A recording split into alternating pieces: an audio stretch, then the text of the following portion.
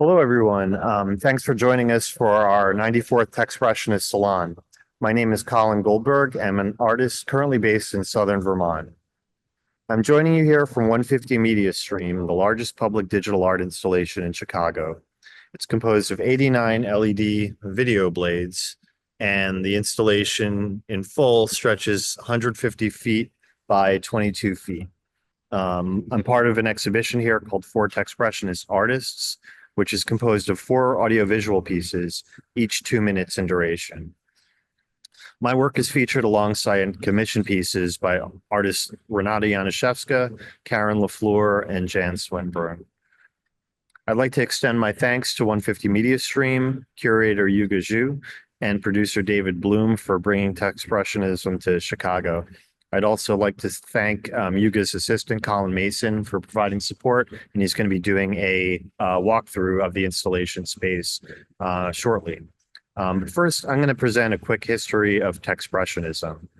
We'll then be joined by the curator, who will share some background information on 150 Media Stream, and then each of the 4 artists will share on their work in the show. After all 4 artists share, then we're going to open the floor for questions and answers. And about an hour into the recording, there's going to be a live meet and greet event happening here at the installation site. So I'm going to sign off, and Yuga's going to sign off at that point, and Renata's going to take over as moderator. So I'm just going to share my screen here, and we'll get started on the history component. So Techspressionism is defined as an artistic approach in which technology is utilized as a means to express emotional experience. The term is derived from the root words technology and expressionism. I'll start with a little background information, which will provide some context for how the term first originated. In the summer of 1993, I did an internship as a studio assistant for a New York artist named Steve Miller, who's been exploring the visual language of technology in his paintings since the 1980s. Miller's studio is a renovated potato barn in the Hamptons and was a former studio of the artist Frank Stella. That's Steve on the top left, giving me the rabbit ears. During the internship, I learned screen printing from a fellow assistant, Robert Barden, who had been Andy Warhol's printer for many years. That's him on the right next to Steve. 30 years later, Techspressionism.com was launched from the front porch of this very studio. My work, Pollock Studio, shown on the left, is one of my earliest paintings incorporating digital overprinting. In 2005, it was accepted into the permanent collection of the Pollock Krasner House and Study Center, the former home and studio of the painters Jackson Pollock and Lee Krasner. The Pollock House's director at the time, Helen Harrison, would go on to become a key figure in Techspressionism's formation as an artist group and continues to serve as an advisor to the project. In 2011, I did a pop-up show in Southampton, New York. I needed a name for the show, and the term Techspressionism just popped into my head. It seemed like a good way to describe my work, which combines technology with personal expression. Helen Harrison wrote the catalog introduction, which was the first use of the term Techspressionism in critical commentary. Ms. Harrison would later generously offer her time in the movement's development and was instrumental in helping to define the term, notably stressing the importance of defining Techspressionism as an approach rather than a style. This allowed the term to be applicable to a wide range of artistic modalities, both figurative and abstract. In 2014, I wrote the first draft of the Techspressionist Manifesto, inspired by artistic manifestos of the past, including Andre Breton's Surrealist Manifesto and Marinetti's Futurist Manifesto. There are 10 points in the manifesto, but I feel that the first 3 are the most central. 1, the computer and technology in general are not separate from humankind, but are a natural extension of us. 2, technology is a continuum as old as humanity, not a novelty or fad. 3, the computer is just one of a long string of tools that have enabled human expression, including the typewriter, the camera, the printing press, the pen, the pencil, and paint. Techspressionism was first referred to as a movement in Wired in 2014 in an article titled "If Picasso Had a MacBook Pro."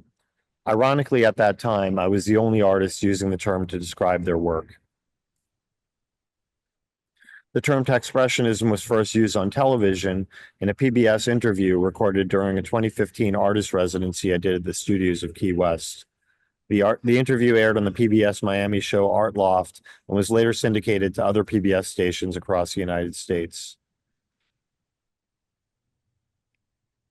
One morning in the summer of 2020, I did a Google search for Techspressionism and saw that an artist named Oz Van Rosen had independently used the term to describe her work in several articles online. I reached out and asked her if she was interested in developing an artist group around Techspressionism, and she was receptive to the idea. We decided to use Instagram as a platform to locate other artists and established an account for Techspressionism featuring our work. Later that month, I reached out to Steve Miller to discuss the idea.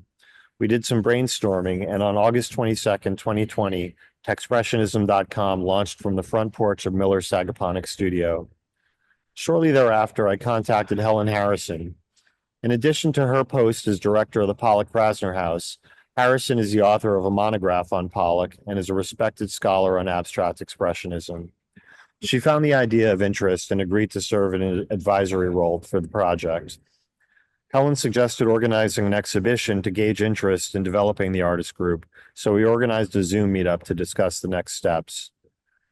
The first Techspressionist Salon was held on September 1st, 2020, and in attendance were Helen Harrison, Oz Van Rosen, myself, Steve Miller, and my friend and graduate school colleague, Patrick Lichty, who was teaching animation in Abu Dhabi at the time. We collectively established the current definition of Techspressionism with the goal of bringing it into common usage as a term of art historical nomenclature. The salons have become a core component in Techspressionism's development as a movement. Techspressionism started as an artist group during the pandemic, when many people were quarantined and Zoom gained worldwide popularity as a means of communication. These meetups were inspired by the surrealist salons of the 1920s, in which artists could meet informally to socialize and discuss ideas. These international artist meetups include regulars from Canada, the UK, Iran, and Germany, as well as visitors from many other nations. This screenshot from Salon number 2 is the earliest photographic documentation of the salons. Artist Devontae Bradley, also known as Davo, who is visible in the lower left, proposed recording our salons and creating a Techspressionism YouTube channel, which launched in 2021. Salons are held on the first Thursday of each month at noon Eastern Time and are free and open to the public. Artists are encouraged to share their work online via Zoom screen sharing. Techspressionism's growth model is based on self-identification. Basically, you're a Techspressionist when you say you are. To further this philosophical approach, we introduced the hashtag Techspressionism on Instagram to spread the word and to allow artists to self-identify with the term. The Instagram hashtag has been the primary mechanism by which Techspressionism has propagated itself internationally. There are currently over 80,000 posts on Instagram using the hashtag Techspressionism. The Techspressionist Visual Artist Index was established in October 2020. It's a curated selection of artists primarily discovered through their use of the hashtag on Instagram. Over the past 3 years, our online artist index has grown from the 4 artists in our initial salon to over 350 artists from more than 45 countries. Artists working with technology can add the hashtag Techspressionism on Instagram to their posts to gain visibility to the group and our Instagram curator, Renata Janiszewska. When the Techspressionism YouTube channel launched in 2021, it also became the platform for an ongoing series of artists interviewing other artists in the spirit of Andy Warhol's Interview magazine.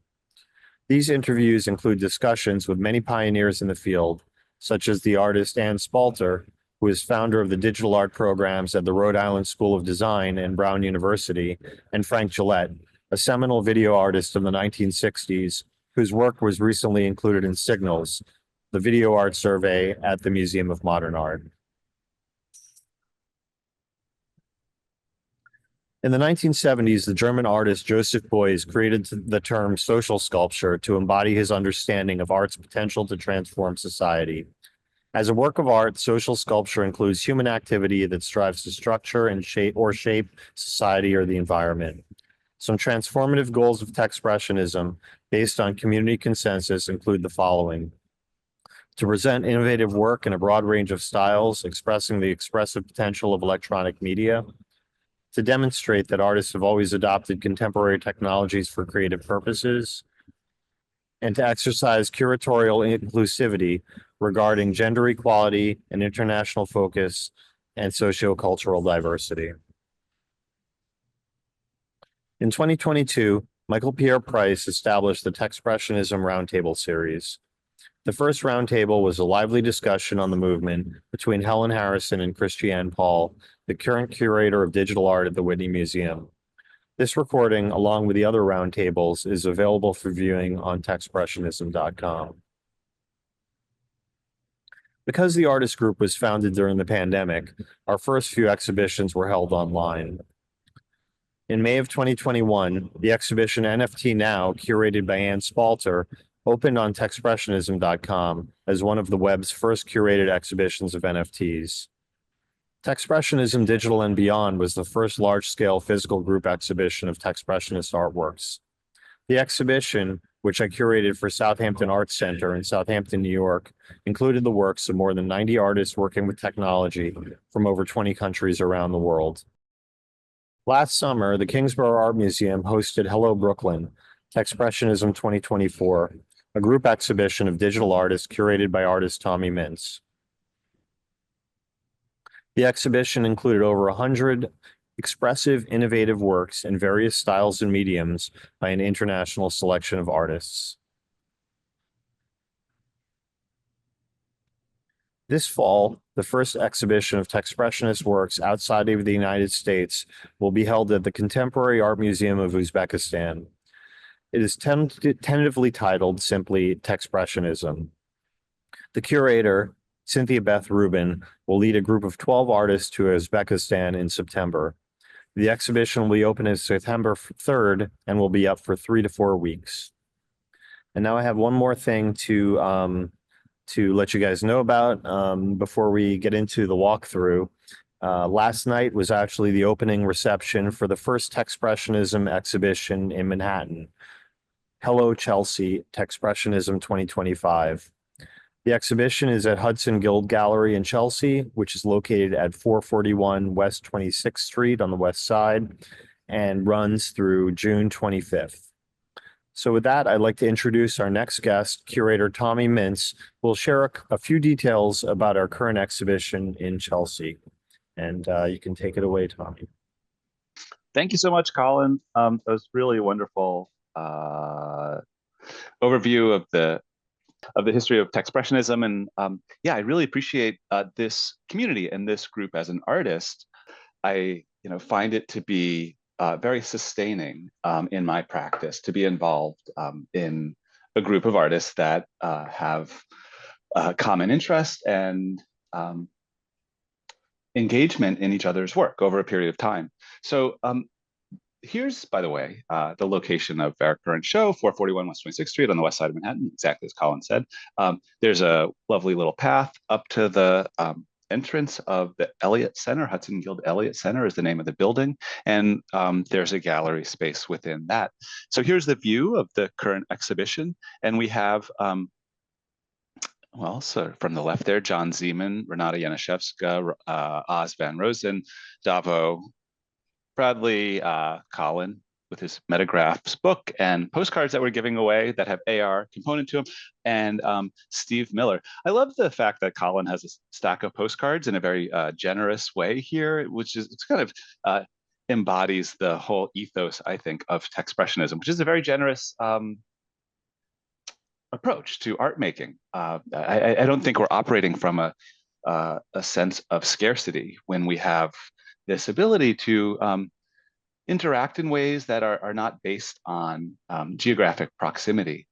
When I was in graduate school, Joseph Nekvital came to visit, and let's see, do we have a Joseph Nekvital right here? I'm sorry, I'm tapping and talking at the same time. Joseph Nekvital is a digital artist who's on one of the screens here. And I'm doing a bad job giving a tour of the exhibition and talking through it.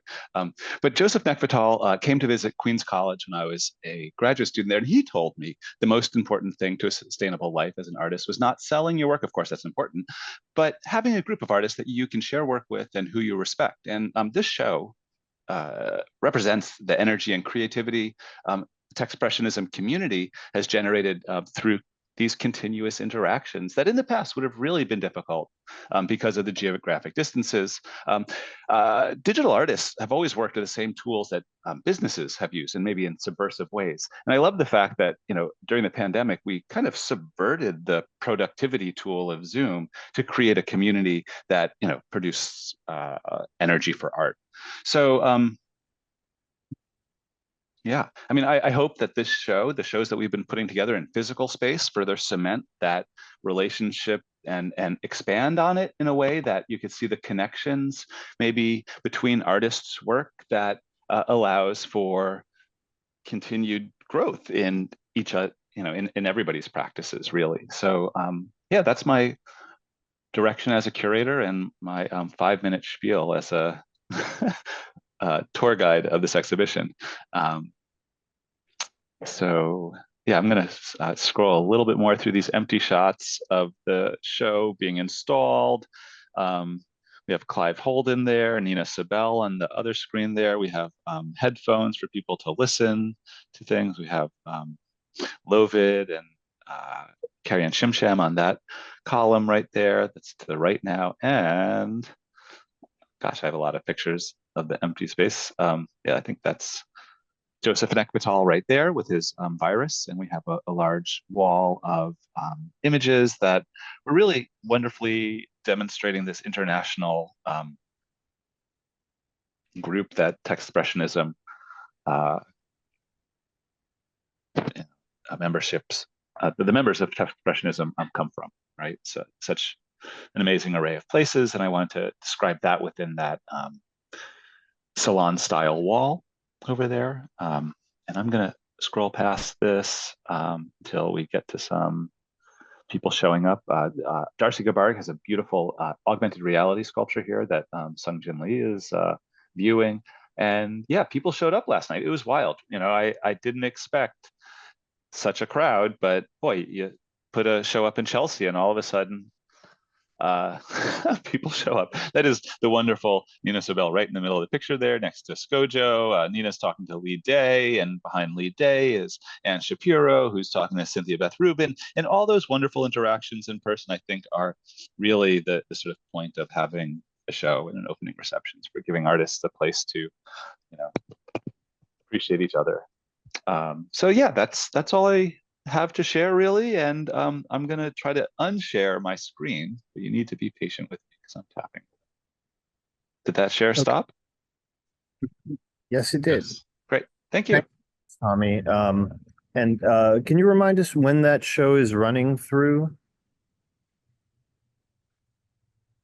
So the show, the Hudson Guild Elliott Center is open Monday through Friday, 9 a.m. to 5 p.m. It's free. The show is up through June 25th. So we have about 2 months in Chelsea. Awesome. Okay, thanks so much. And our next salon, which is going to be the first Thursday of June 5th, is actually going to be an artist panel that is going to be taking place from the gallery. So if you guys are in town and you'd like to come by, or if you'd like to zoom in, our salons are always on the first Thursday of the month at 12 p.m. Eastern time.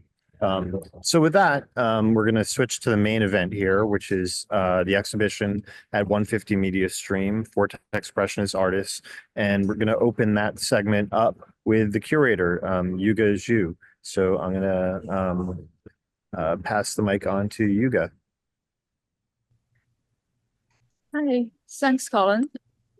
So I'm gonna start with just a brief background about myself, and moving on to introduction of the 150 Media Stream and our program in general.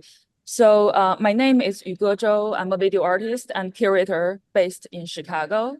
My personal work explore coexistence and social interactions in urban spaces. This is a piece shot in the subway station in New York City, and it was a video collage, and it was shown at various places in the world. And the most recent version was collected by the Tomar Art Foundation.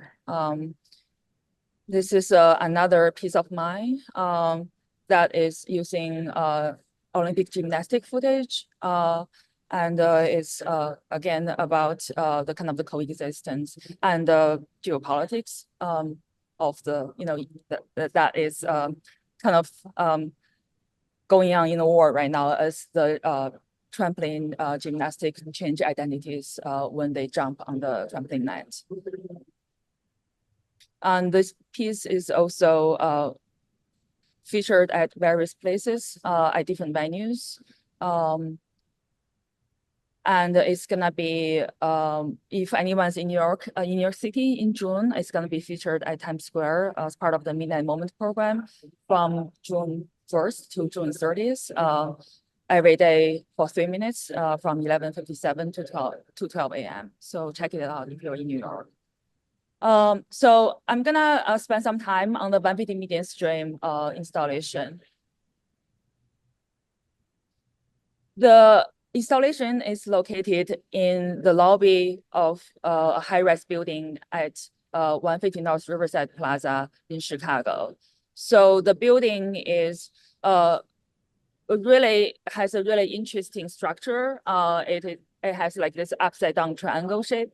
And it has a really deep base. The reason for that is that the building itself is built on the train tracks, on the metro tracks. So there's metro tracks literally underneath where we are sitting right now.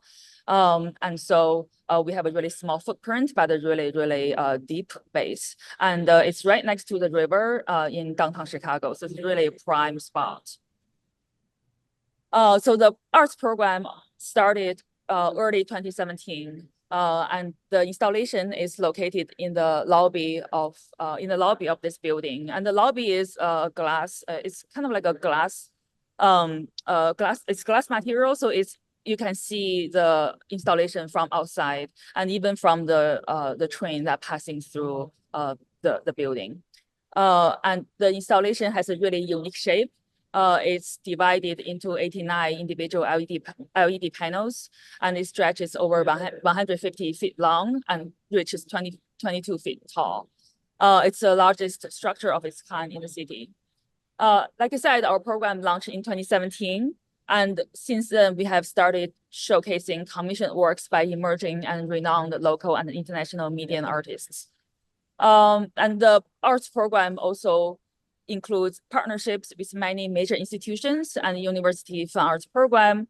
And so our goal is to provide a forum for students and faculties and cultural practitioners in Chicago and beyond to showcase and promote their work in this environment that is not traditional art gallery or art museum, but it's kind of an intersection between the art and the business and culture of Chicago. This is a kind of a short list of the institutions we've worked with, since our opening. And I'm gonna just quickly go through some of the works that we've featured before, and this is from our opening artist Jason Solomon, and this is a collaborative work between Megan Price and Yuge Zhou. So as you can tell, artists have sort of utilized this unique structure of 89 blades, but using their own medium and kind of create works to fit and not just like random works, but really work within the structure and create designs that would aesthetically and conceptually fit with this structure that we have. We also have interactive works. This is a augmented reality piece by Rory Scott. Lisa Butler, a renowned fiber artist, and this is a project in partnership with the Art Institute of Chicago. One of our most recent projects, in partnership with the architectural studio Mass Context. We also showcase performative works in our space. Normally, it would happen right in front of the video wall, and in the performance would respond to the content on the installation. Also the orchestra. We have music performance in front of the lobby as well. In front of the video wall, and this is a collaborative piece between NBO animation artist and Chris Zuar, a jazz composer, and we had his 9-piece orchestra performing in front of the video wall to accompany the animation behind them. We also do a lot of artist talks. Whenever we have a new project, we would have artists to talk about our work. So it's like panel discussions so that people would learn more about the project and the artist. We gave a lot of tours to local class, School of the Arts of Chicago, the UIC, Northwestern, DePaul, just you name it. We average we would give at least 2 class tours per month. This is one of our openings with the Joffrey Ballet.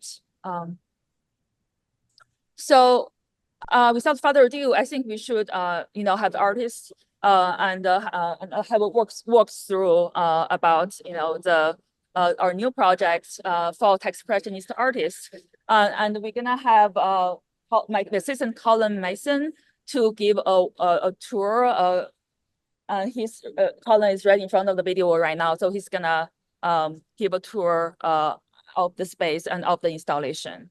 And I just want to just quickly say that this new exhibition is going to be on view from April 28th to July 20th, and the viewing hour is from Monday to Friday, 11 a.m. to 2 p.m. and Saturday 1 to 10 p.m. And you can check out more information about the work on our website 150medianstream.com.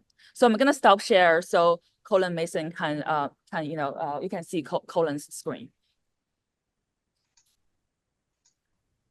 As you can see that this is I guess 25% of the installation is a really long installation. It's like I said, it's 150 feet long, 22 feet tall, and it's impossible to capture the whole space at once. So the installation has a really the screen is really high. The resolution of the installation is actually really high. I mean, I guess it's hard to see from a cell phone lens, but the artists will tell you that it probably takes them forever to render out their projects because it's 4 by 4K, so it's 15,360 pixels by 2160 pixels. So it's a very large canvas to work with. And whenever we commission new projects, we would alert the artists and make sure that this is something that they can render in their studio.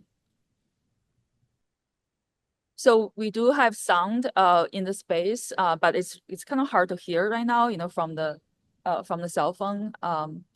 But behind the video wall, there are 8 speakers embedded, so you can hear the sound in the space. Although they are not, they are kind of blend in with the ambient sound. I guess if anyone have questions about the installation and the project and the curatorial program or anything, they can put down in the chat.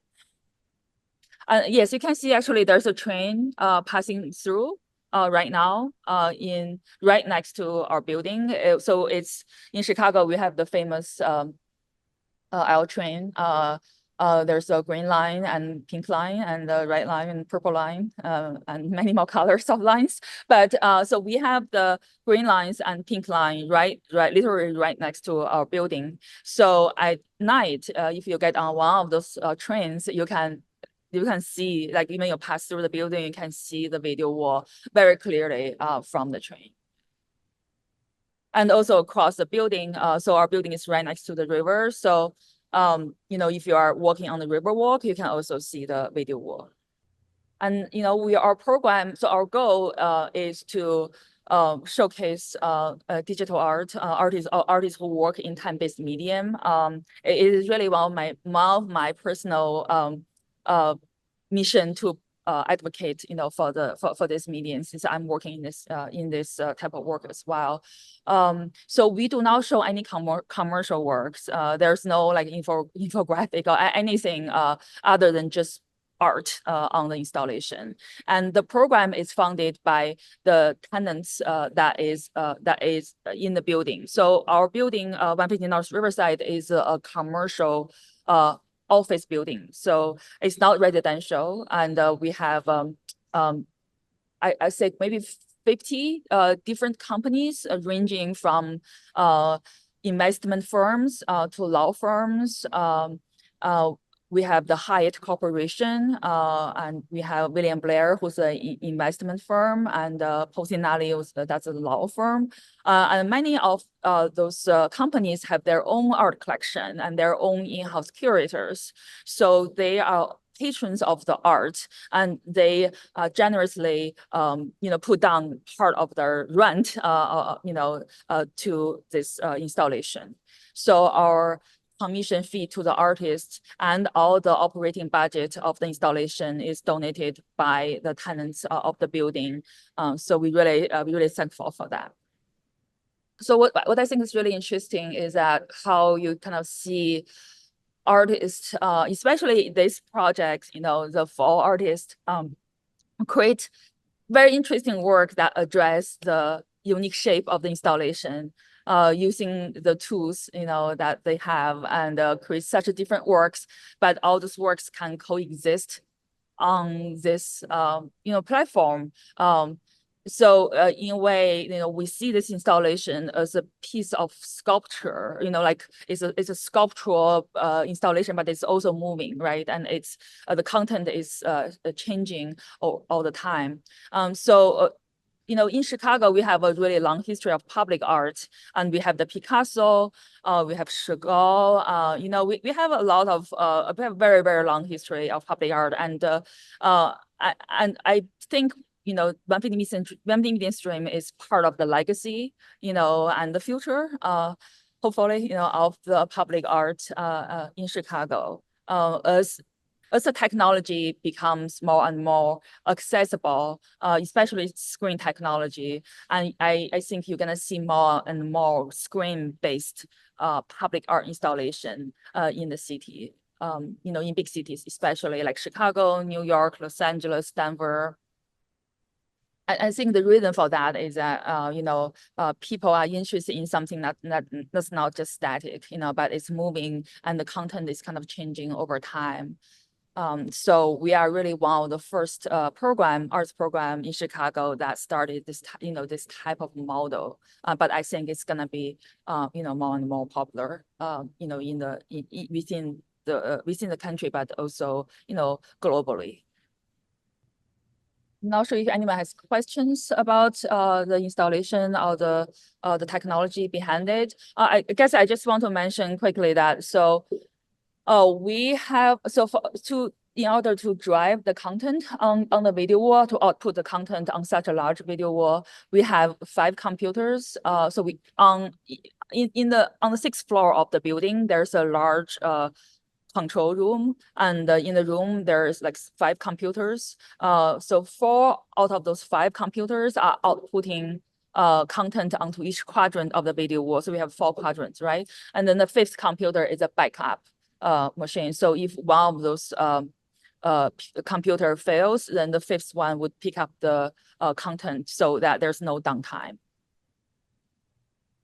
And we have our playback system has a ability to not only showcase linear pre-rendered content, but also generative work as well. So we have artists who worked in Unity, Open Framework, and Touch Designer. So our next project in the fall is actually going to be an interactive work where we have cameras on the video wall, and the camera would capture the visitor and guests activity in the lobby and directly transfer that content onto the video wall. Okay, so David is asking if there any significance to the layout of the installation in terms of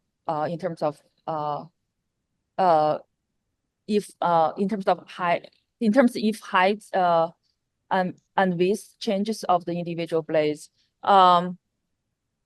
So yes, so I guess a little bit of the background of the design of the unique shape of the installation is that if you can see behind the blades is like this kind of horizontal line that actually leads to the garage of the building.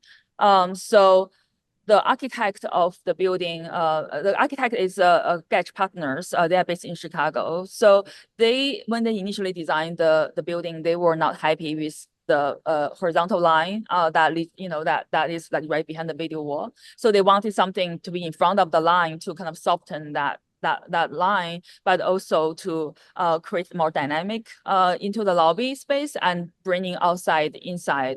So the layout of the installation is there's many iterations of the layout, but the ultimately they landed on this design is this idea of the wave, because we have like the river right next to us. So this shapes of the blades like it kind of like a wave, but also like this idea of kind of nature, because we also have the trees and the grass. So there's a garden right next to the building as well. So the grass, kind of the tall grass, and the tall kind of tree, like the verticality of the blades is kind of a reference to that as well. So there's a lot of kind of nature elements in the original design, and yes, it is visible across the river. And so I guess another reason for the design is also kind of a technical constraint. So at that time, when we first installed this video wall, that was like 2016, and I think we talked about having it like a curved shape or other kind of shapes, but this is also just something doable, at that time, with the kind of the screen technology we had. So yeah. But it really worked out pretty well. I think it's just such a unique shape, and also I think architecturally fits really well within the kind of a high-rise lobby, of the space we have here. So why did the creators decide to use blades and space intermittently? I mean, I think each creators probably have their, each artist would probably have their own. Were you asking about the artist, or asking about the original design of the blades of the video wall? I think if you're asking about the artist, I think they are probably depending whatever of the design of the video wall. Okay. I mean, I think what they wanted to do is to have something that's unconventional. I think the thing that they didn't want is to just have a rectangle wall, like a rectangle screen in the lobby, because that's just kind of everywhere. That just feels like, it feels like that's what we used to see. And so they want to have something that is like very unique, that is not like, just a regular rectangle wall. And I think this blades idea, like again, is part of like what they can do at a time. It's not like, I think there was one version of the design where the blades was like same height and then like same width, but that just didn't look interesting. I mean, so actually I was not part of the design team. Like I got hired right after they decided on the layout. So I guess I didn't know exactly what it was like the decision-making process, but I did look through all the iterations of the designs. And I think, so they had like at one time there was a curved kind of blades, and then there was also something more continuously, without the space in between. But I think they landed on this shape because that is just I think it's like it looks more interesting. It's very sculptural, but it also like you can kind of see the nature, like the garden behind the blades. So it's not completely blocking the outside, but then it also creates kind of this undulated shape, like it's a waved shape. So I think there's multiple factors, but another reason, like I said, is also technologically what was doable at that time. Yeah, I agree. I think there's definitely architectural element. Like the building itself is so tall, and we have a really high ceiling as well. So I think the blades was like going up was definitely to kind of address the architectural features of the lobby as well. It's very interesting, to see how the different blades, the width and the thickness and the height create a three-dimensional curved space. So I always tell the artists whenever they create a work for the installation, that you can look at the video wall as a window into another world, or you can look at the video wall as a piece of sculpture. So however you want to address it, I mean, I think those are two main approach that the artists have taken. Yeah, I think it's a very smart idea as well. It's like you not only because the lobby is all glass, so you can actually see what's going on outside, and the outside can see what's going on inside. But with the installation, you add like almost like a virtual kind of element into it. Like you kind of there's another layer to the kind of the scenery outside, and what's going on in the lobby, like you kind of enters another dimension. And depending on the content of the artists that create on the video wall, it could be something abstract like what we're looking at right now, and geometric, and it could be something that is literally like opening up a space behind the video wall. We had artists, like I said, who create interactive works where you can see yourself on the video wall. So it's a very interesting installation in that sense, that just a sheer possibility of it. So like I said, the how big a file must the artist generate? So the installation has a very, very high res screen. So it's 15,360 by 2160 pixels. So I think normally the file that the artist generate is I think it's depending on the length, depending on how many minutes the work is, but we normally ask the artist to produce somewhere between 2 to like 8 or 10 minutes of work. So that can probably go, the file itself can go up to maybe 20 or 30 gigabytes. I mean, we do ask artists to render as high resolution as they can. They can render it out in like .mov file or animation. But I think in general, it's some artists also render out in MP4. So I think it ranges, the file size is probably somewhere between 10 gigabyte to like 30 or 40 gigabyte. So it's pretty large file. And we have a really large storage space for it as well. And we keep expanding it.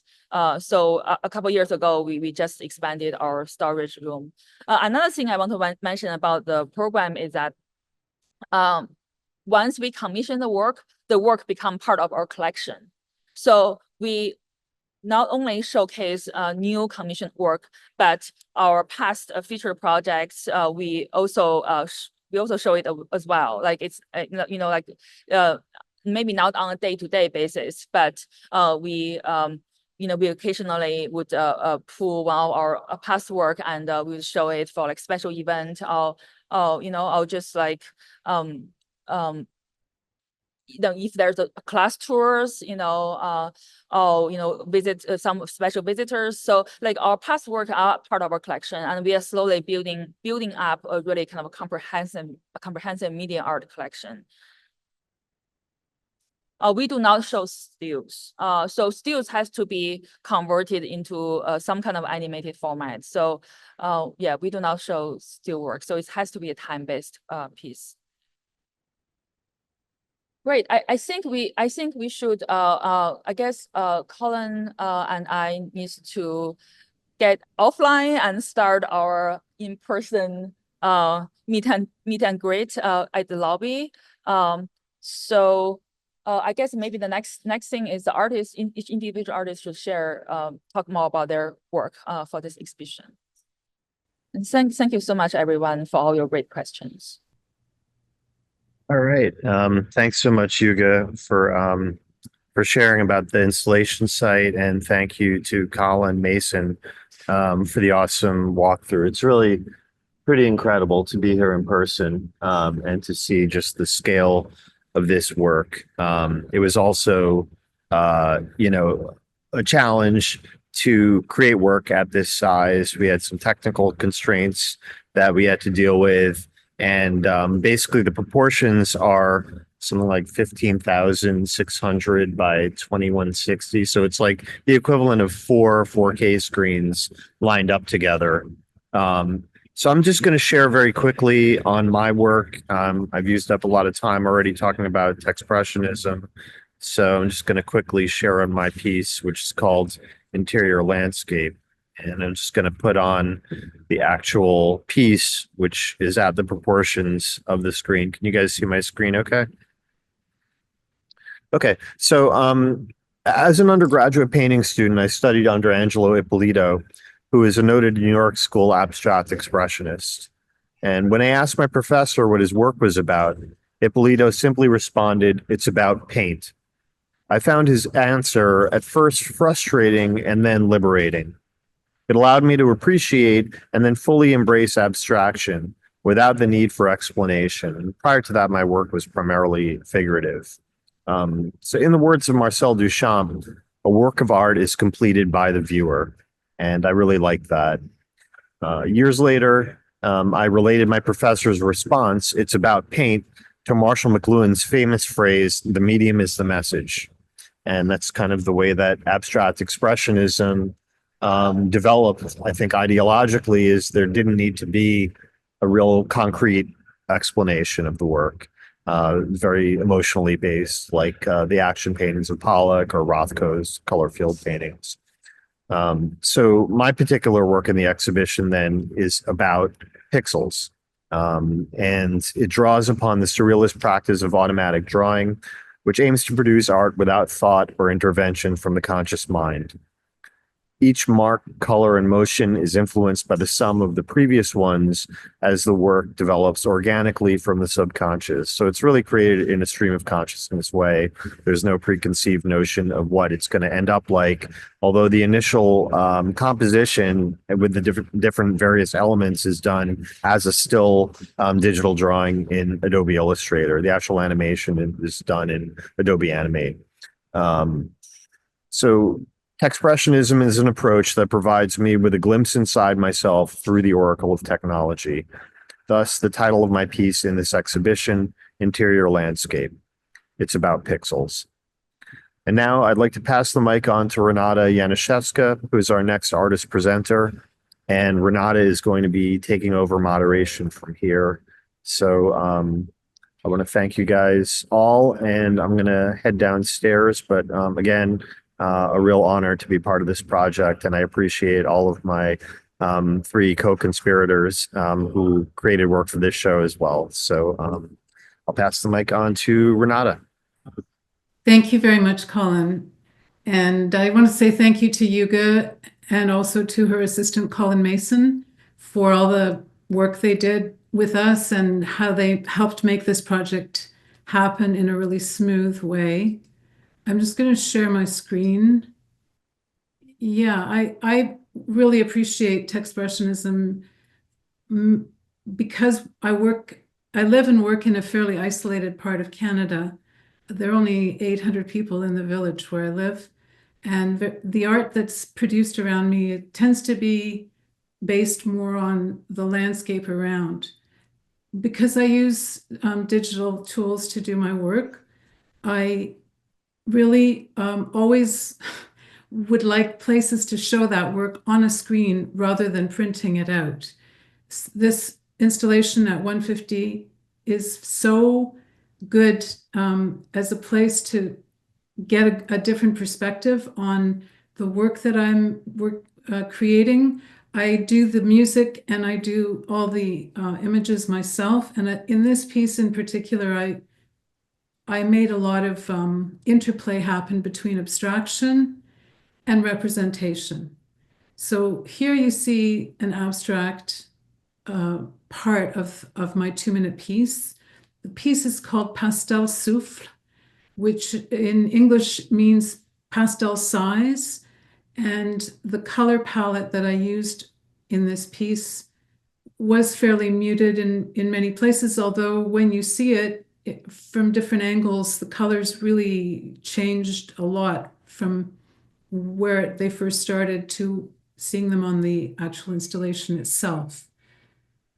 So portraiture has been a preoccupation of mine for some time now, and I use a really large variety of softwares to make my work look a certain way. In this still, you're seeing a piece made out of entirely out of emojis.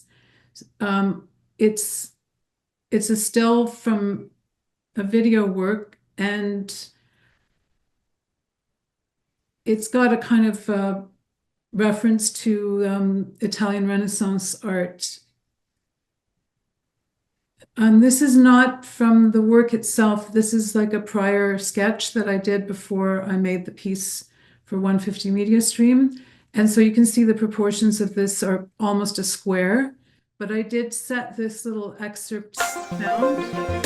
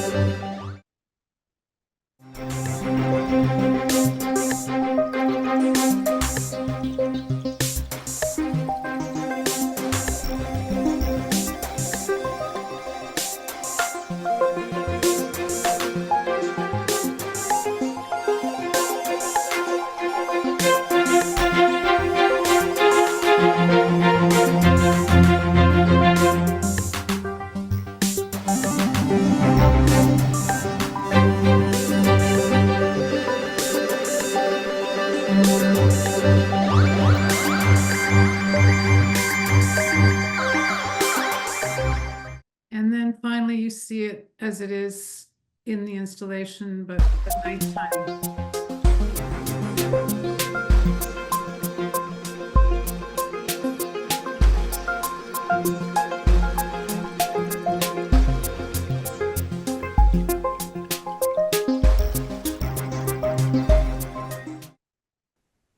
I just want to say thank you again to my fellow artists who worked on this project with me. I couldn't have surmounted the technical challenges without the help of Karen LaFleur, and also without the support and comradeship of my other fellow artists, Jan Swinburne and Colin Goldberg. And now I'm going to pass the presentation on to Karen LaFleur. Same here. I thank all my fellow artists too for all the cooperation and support and passing files back and forth that we had to do. I'm going to jump right in and share my screen here. Okay, I have to wait a second for Zoom to get out of the way. Okay, there we are. So my piece on the 150 Media Stream video wall is titled Mycorrhizal, and I'll explain that in a few minutes, why that's titled that way.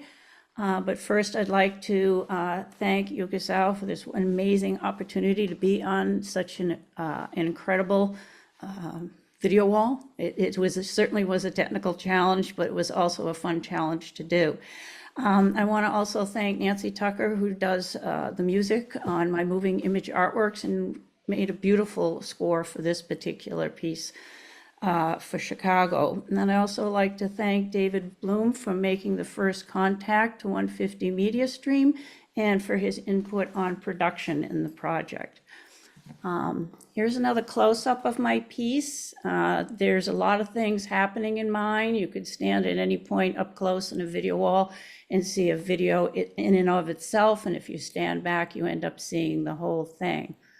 This is probably about, you know, a fat quarter or a short third of the piece on the video wall. And I'm going to play it right now. And again, the music's by Nancy Tucker.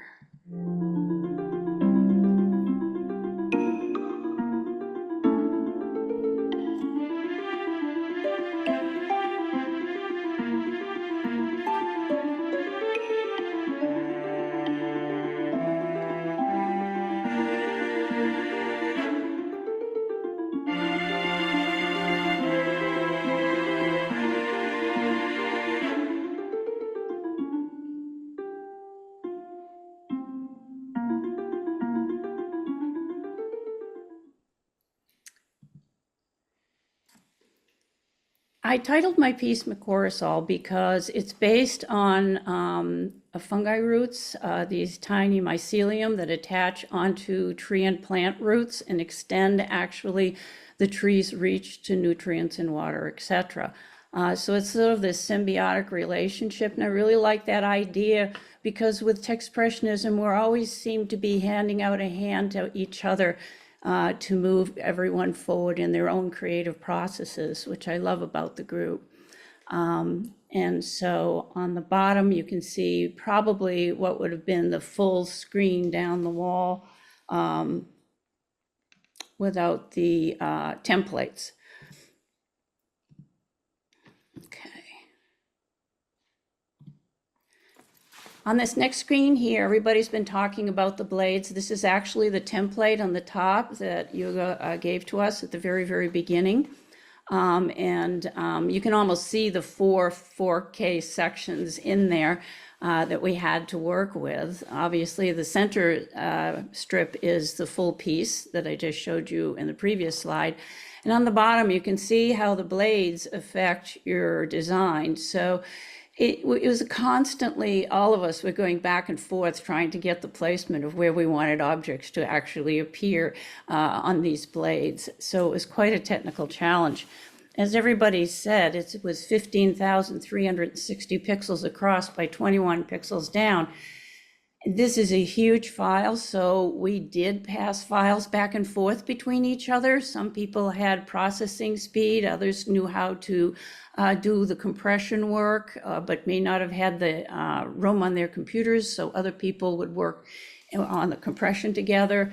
And it was well over a year that we worked on this project together. So not only is it an amazing piece to see on the video wall, but is really a collaborative piece between all of us to get this job done.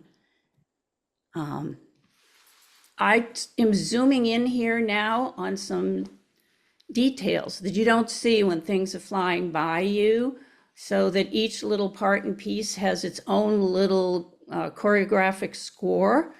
It's almost like this giant Rube Goldberg sort of machine all sort of spinning at once. So I thought I'd give you a couple of up-close detailed pieces. And here's another one.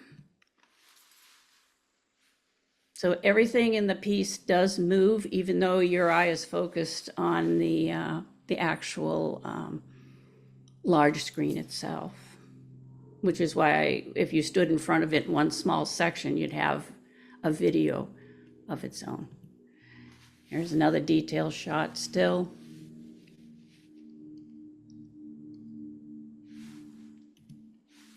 And here's the video wall at night.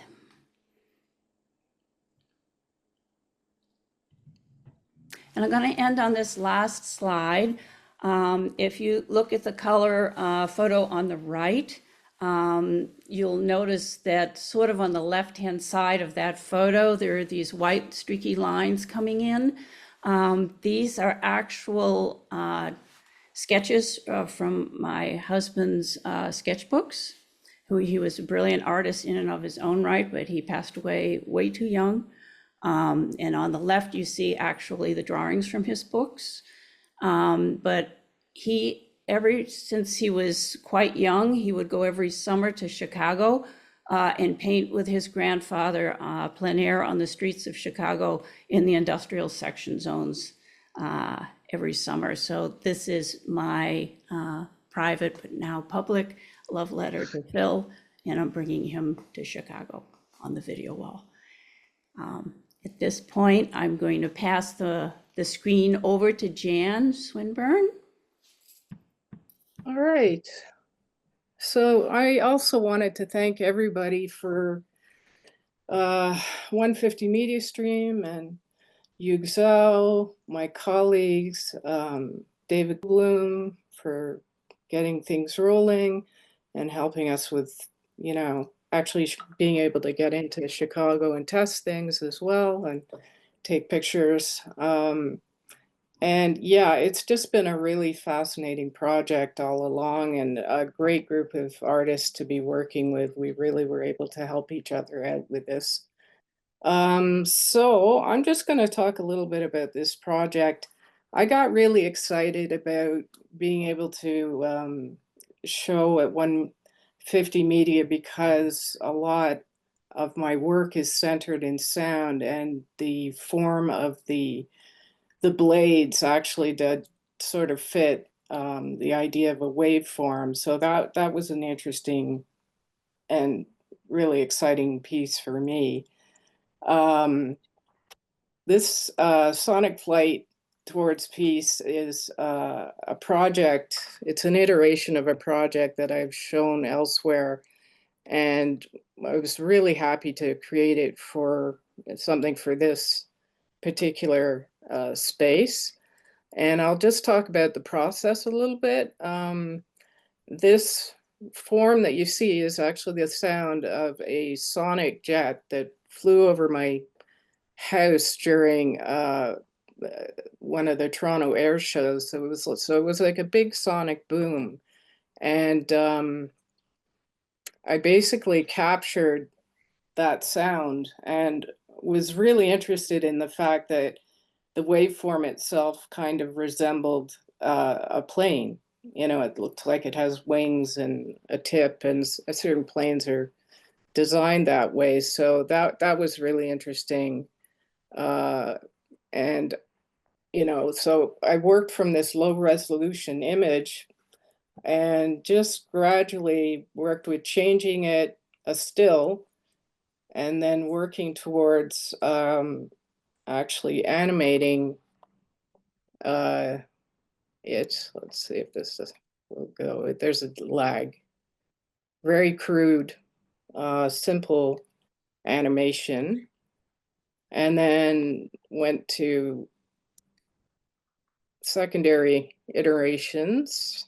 And then this was the first time I actually used the image, and it's a video, a standard video with it traveling through space, which was the idea of sound and distorted sound and something, you know, invisible made visible, kind of being transformed all through technology into this sort of organic form, was something that really kind of I found very intriguing. So there's a still, which you can see a lot more of the details that, you know, if you're not at 150, you're probably not seeing. And I think I've got the next one is just gives you an idea of the sort of feathery movement of this sound. And it's really interesting too, because of the times that we're living in, and, you know, the idea of war jets and unsettledness and everything else, and being able to transform something that's meant to, you know, defend or harm or whatever way you want to look at it, into actually something that's peaceful and sort of talks more to, you know, the kind of nicer side of life. And then through the process and through working for this particular installation, it seemed I ended up with this color scheme. And like everyone said, we had to do a lot of iterations and experiment and see what worked. And because, you know, it is a switch and the LEDs have their own quality, the blades, there's all sorts of things. So the idea was to, you know, kind of push ourselves and explore what we could do here.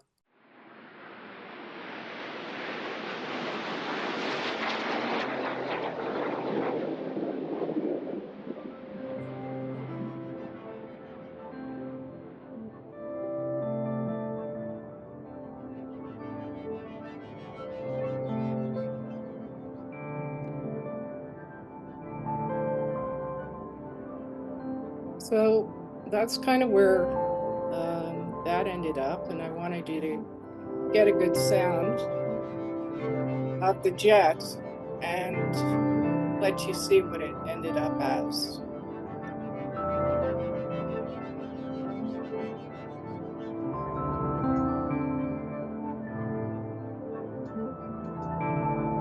Okay, and I think that's it for me. And I will hand it back to Renata. Right. Thank you, Jan. It's time to open it up. If you have any questions and you've been putting them into the chat, if you just want to raise your hand, then I can call on you. Alan? So I've been making my own videos, and my largest ones start with about 600 source files. Each one's about 15 megabytes. So the raw source files run just shy of 10 gigs.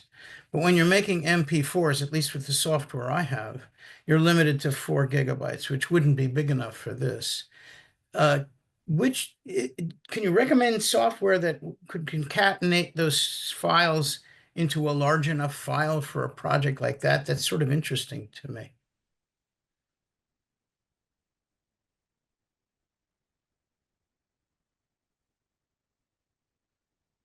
Karen or Jan, any?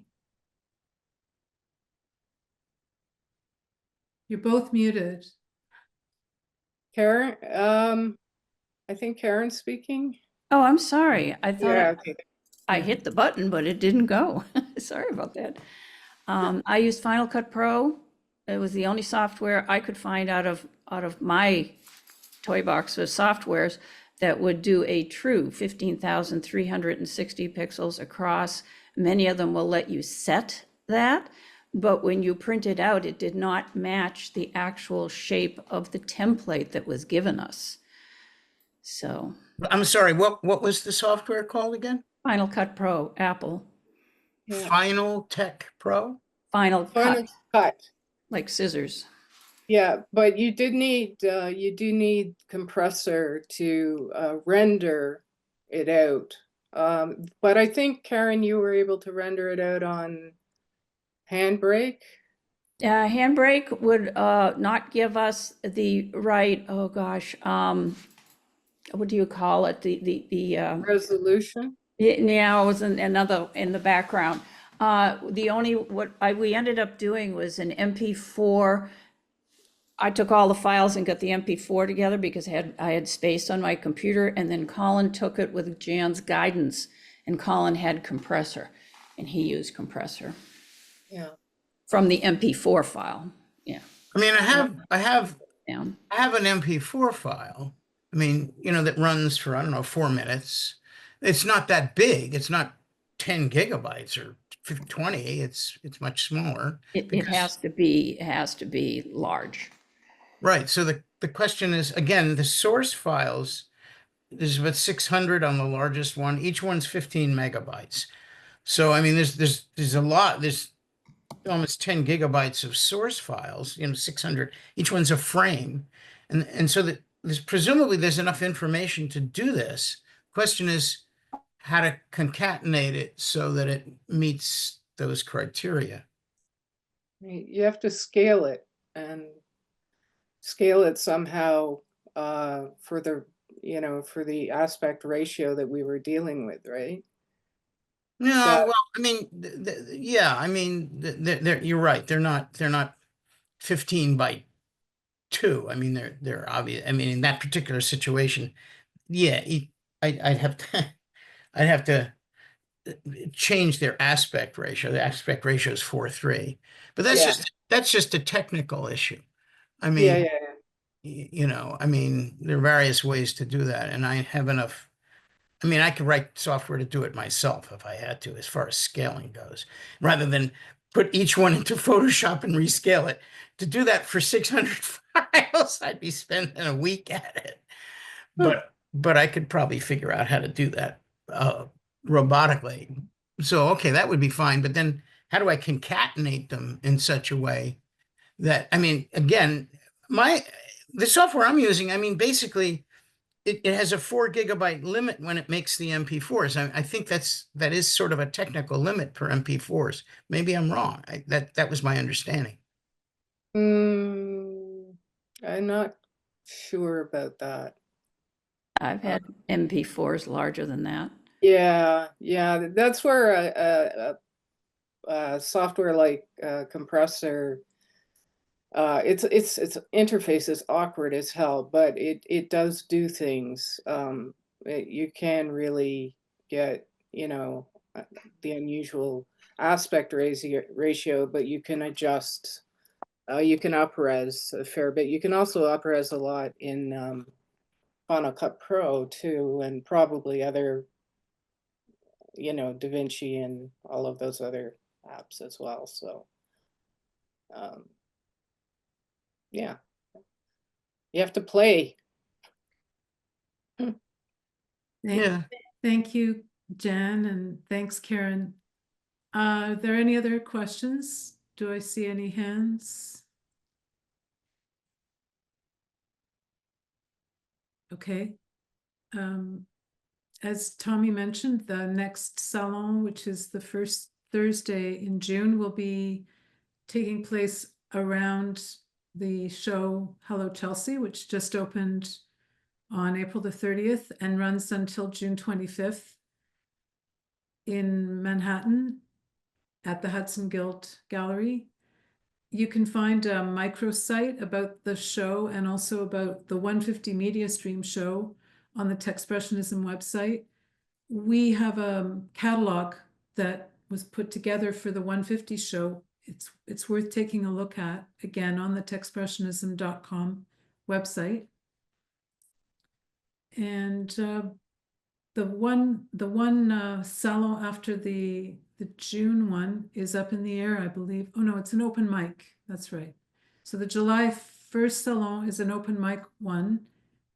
Sorry, it's not the first, it's the first Thursday in July. And that means if you're an artist and you do want to share work at that, to either email me or DM me on Instagram, and I'll put your name in the list. So far, I think I have 2 people already lined up for that particular salon. So that's the first Thursday in July, open mic. And with that, I guess I'll hand it over to Michael to just close it out.